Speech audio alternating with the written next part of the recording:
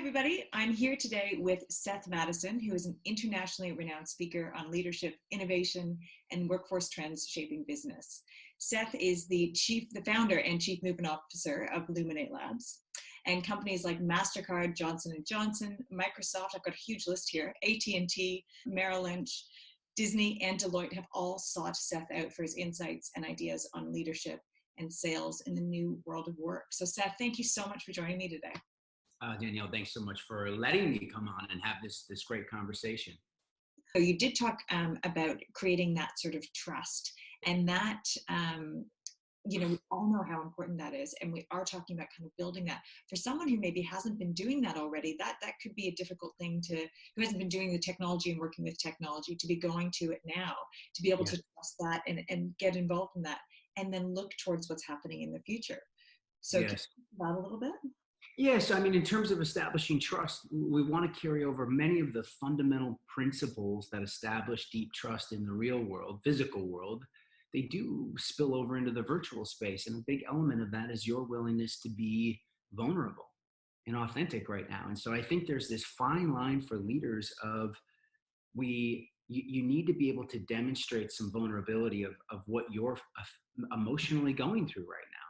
If you're feeling scared, if you're feeling worried, if you're frustrated about something, or you're struggling with, just being able to acknowledge, I've been in the house for 2.5 weeks, and between the kids and my significant other, like I'm hanging on by a thread. Like, it has to be authentic to you, but being able to demonstrate some amount of vulnerability while walking the line of, as a leader, right? One of the number one things we have to do is establish trust and confidence in us and the organization. So I can't be just, a total emotional wreck, but I find that balance of, I can be authentic and real.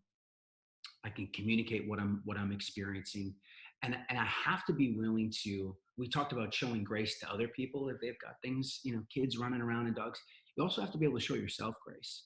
What I mean by that is like, there's a lot of people right now, to your point, who maybe haven't used these technologies before.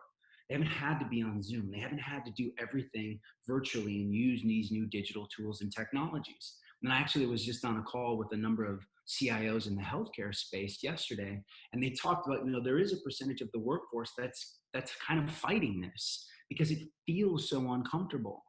And all I can say on that front is that you have, this is an unbelievable moment in time to lean into the discomfort, to try these new things, to experiment, but you have to be able to have enough grace to be able to say to yourself, I don't have to be perfect.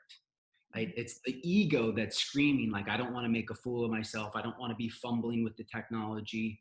You have to be okay. And if you lead by showing other people grace, they'll show it back to you. That's beautiful. I love how we've ended that there.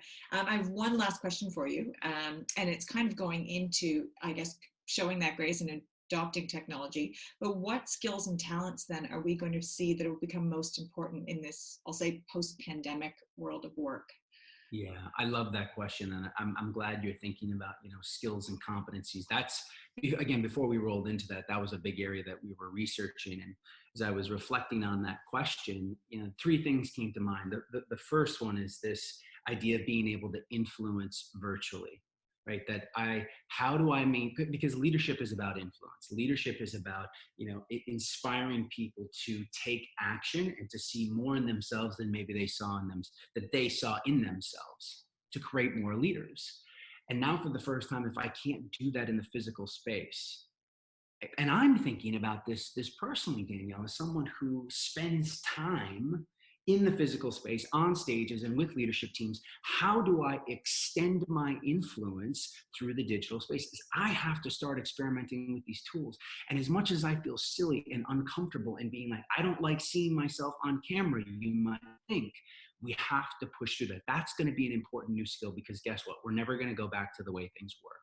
I don't think we're going to live in an environment where we never go to the office anymore, but we will be moving more into a remote first world, a remote first culture. So I've got to be able to influence and lead that way. That's number one. Number 2, I think 2 big skills are going to be around resiliency and discipline, right? The amount of resiliency right now to be able to see yourself through these times, to be an anchor, to be a lighthouse for those around you is going to be incredibly important. And I say discipline in conjunction with that because to be able to work in remote setting in your home, Mhm.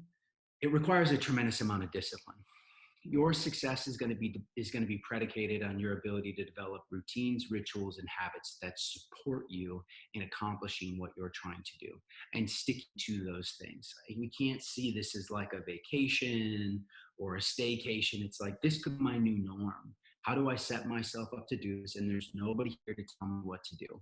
So having the discipline to do that is going to be important. And the last and final one is actually a theme that we spotted before we moved into this new reality, and that's this theme of learning agility. And inside more and more of the organizations we were working with, learning agility was this competency that kept coming up. In every organization, I would ask them, when you say learning agility, what exactly do you mean by that? Because it sounds great. It sounds like, it's a theme that would be on the cover of a Harvard Business Review, but for in layman's terms, it's like, what does that actually even mean? Mhm. And I get all these different definitions, and I actually finally landed on what I think is one of the best, most simple definitions of learning agility. It actually came out of an old Korn Ferry a research study about 2 decades ago. And it essentially thinks of learning agility as this: knowing what to do when you don't know what to do. Oh, that's And great. right, I just absolutely love it. Like, to me, this is the whole game right now. It's the game right now in this normal, and it will be the game in the next normal, knowing what to do when I don't know what to do. And I'm constantly going to be bumping up against and being asked to do things that I don't know how to do. What's my initial response to that? What's the emotions that I confront? My routines that I can, who do I go to? Do I develop the mentors and the resources and the people to ask for help? Do I have a strategy to access information? And do I have the grace to let myself experiment, try, fail, and keep going forward? I know what to do when I don't know what to do. Top of the list. I think if we can lean into these things, we can operate from our not forget or lose connection to our heart right now as leaders.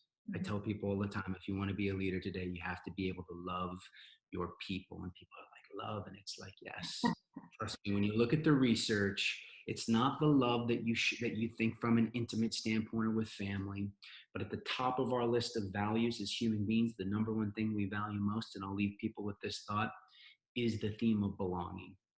To feel like that we matter, that we're seen, that we can reveal our true selves and be accepted into a group. And if you think about belonging, the word means essentially to be accepted.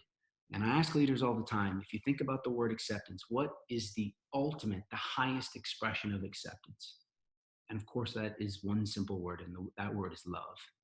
And I don't think there's a more important time in the history of the world, certainly in our modern age, where we have to be able to show love, compassion, and grace to one another and to ourselves to see us through this moment. If we do that, we'll get through it to the other side. What a great note to end on. Seth, thank you so much for this. This has been really enlightening. Thank you for sharing your results from this amazing survey. Like, that's pretty excited to share that with all of our Yeah. clients. So Thank you for the opportunity. Stay safe.